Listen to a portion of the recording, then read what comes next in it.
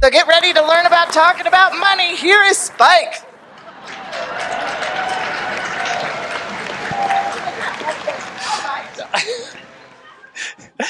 I was 7 years old and quite adorable. The first time that I was told not to talk about money. It was my communion, and after the ceremony, family and friends were invited over the house, and they were all handing me cards of congratulations, and inside the cards were cash and checks that were all written out to me. It was the most amount of money that I had ever seen. I was wildly excited, and all I had to do was pretend to be Catholic for a morning. But very quickly, one of my relatives came over to me and said, "Stop, don't do that. Don't count your money out in front of everyone. It's really rude." And then I started to think of all the other times in my life I was told not to talk about money. Don't ask the neighbors about their big brand new car. In fact, at some workplaces, at some large corporations, it can actually be a fireable offense if you try to compare salaries.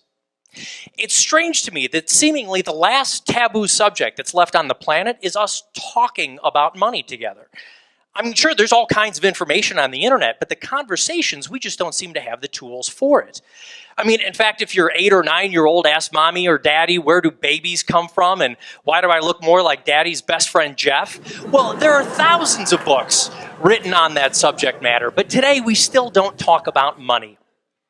Look, we live in a capitalist society, whether you like it or not, that says if you work hard, you too can get ahead. And that's true as long as the rules of the game are played fairly for everyone. Right now, most Americans feel like they're getting crushed in the financial wars, like Custer at the Alamo if the Mexican army had nukes. Today, the top 1% of wealthy Americans own more wealth than the entire lower 90% of the population. Corporate profits have doubled in the last 15 years, but median incomes have gone down. Healthcare costs are the highest that they've ever been in U.S. history. Same thing with U.S. student debt. The average employee needs to work 1 month for what a CEO makes in 1 hour. And I can't even go into the racial and gender statistics without passing out air sickness bags. The chasm between the haves and the have-nots is huge.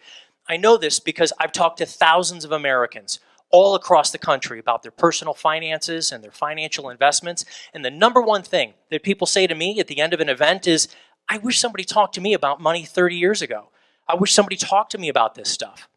The good news is that behaviors are learned, and we've been studying a field called behavioral finance for the last 7 decades, Nobel Prize-winning economic research that also says that behaviors can be relearned.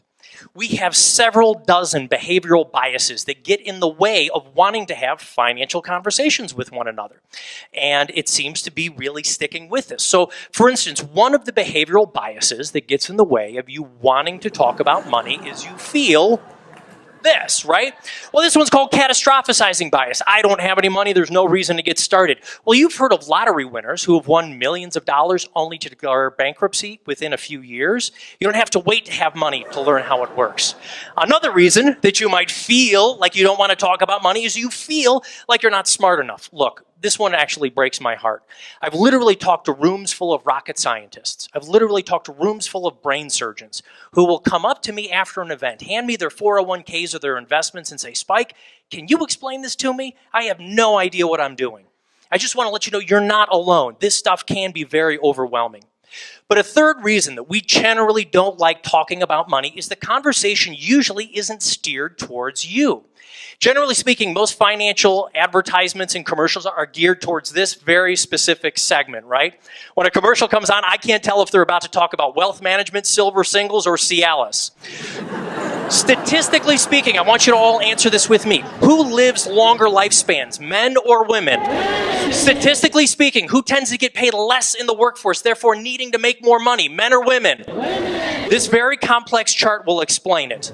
This is my Grammy Furtek and my Grammy Olszewski. Both of them have lived well into their 90s. Both of my grandfathers passed away years ago. Who should we be focusing the financial conversation on, men or women? Women. Exactly. So who would like for me to give you a happy ending? Let me rephrase that.